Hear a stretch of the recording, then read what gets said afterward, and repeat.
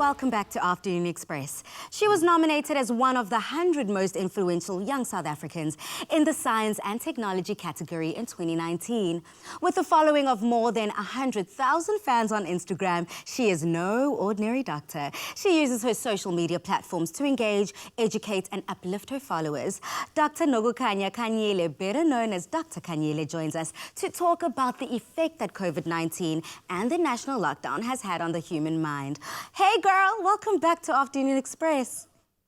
Good afternoon, Bali, and hi everybody on Afternoon Express. I miss you guys. I miss you too, and I'm loving the energy that you're coming through with, because even though we're talking about a sensitive subject and a serious one at that, we don't have to approach it with that. We need to approach this with positivity and a whole lot of energy, baby.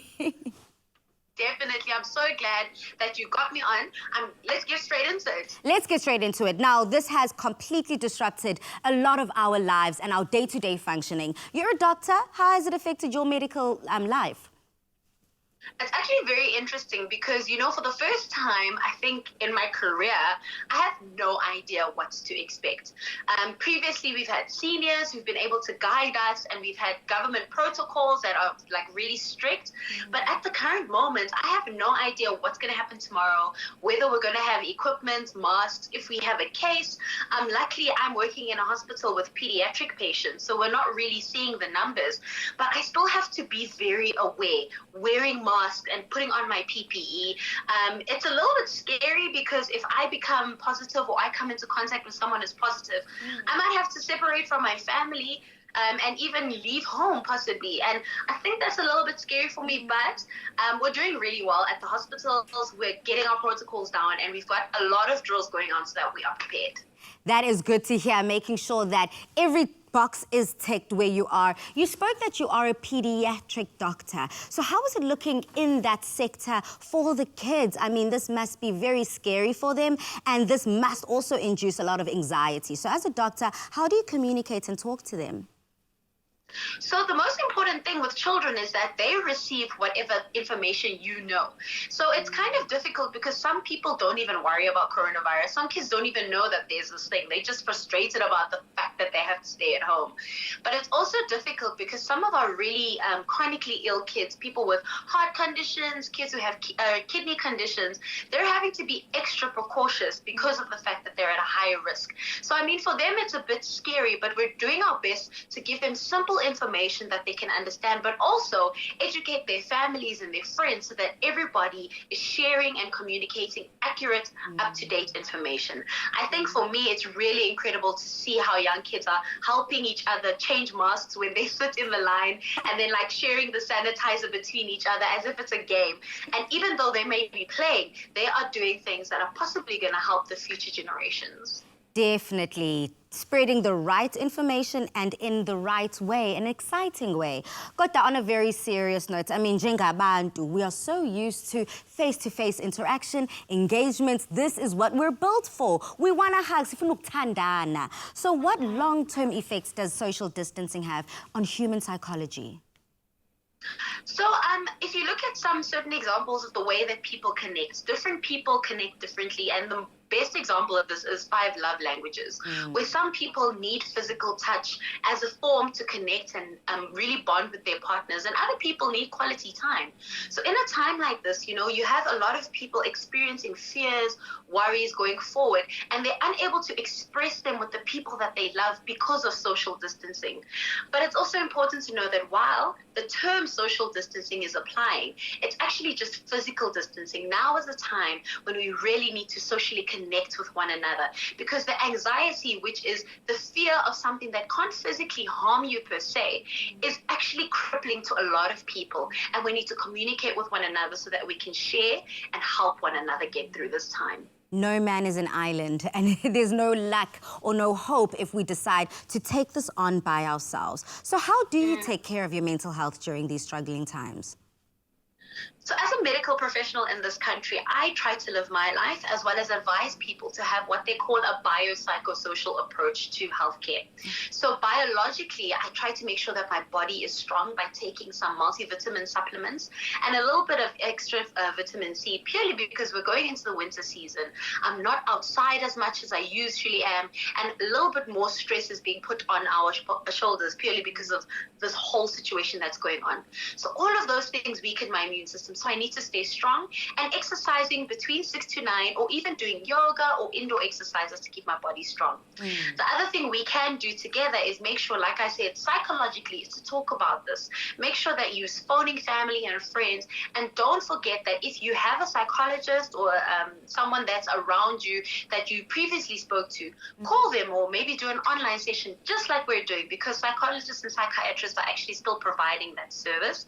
You can also go to your local clinic, but just maybe call ahead so that they can prepare an area for you to adequately socially distance. And I think the last thing socially is to make sure that we take care of ourselves. Make that the information that you have available to yourself very accurate. So follow appropriate channels of information.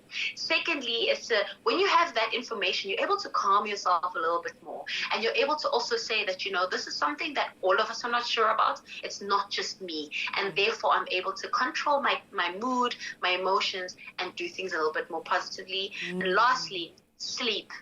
We need to make sure that we wake up at the same time and sleep at the same time every day, whether you are 32, whether you are 5 years old, because a lot of the time our sleep gets thrown off because we don't really focus on having schedules, and that can affect our mood, and it contributes to the anxiety we feel. It's so funny. I saw a meme the other day that's saying that 10 p.m. is the new 4 p.m. So we don't need that.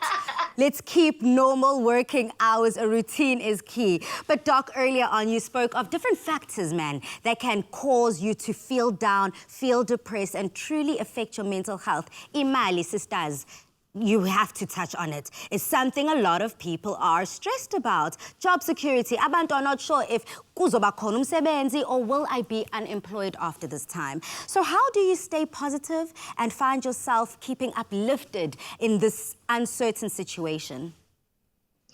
So that is such a great point, and I know that a lot of people are really concerned about their jobs.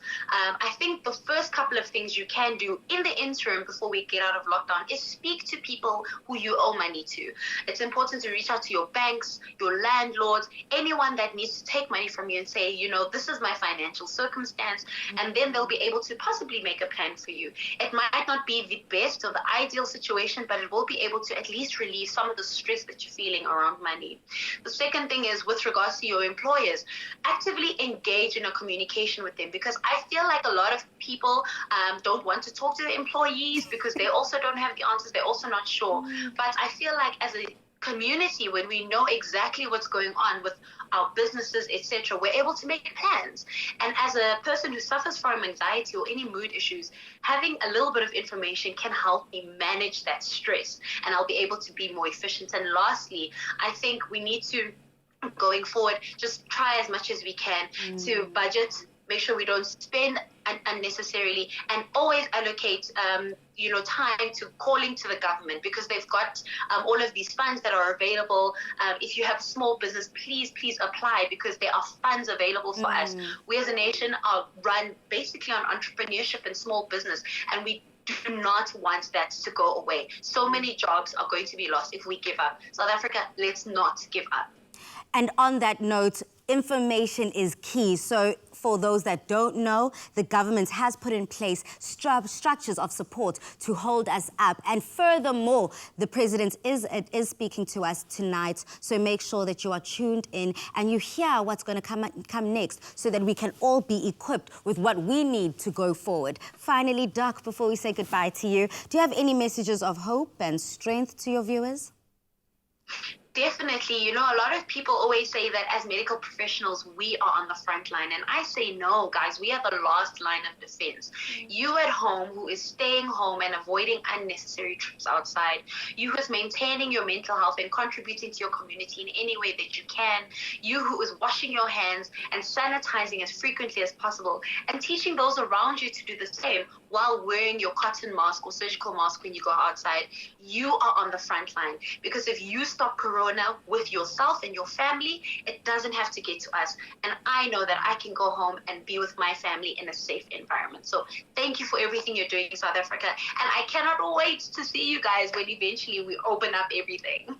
Thank you so much, Doc. Again, everybody, stay home so that Dr. Khanyile and everyone else that she works with can stay safe. Now, thank you again, Doctor, for being so passionate about well-being and sharing your knowledge with us. Remember that your mental health is as important as your physical health. Remember, after the break again, we're back in the kitchen with Chef Anel with another quick and easy recipe that the kids are going to love. See you after the break.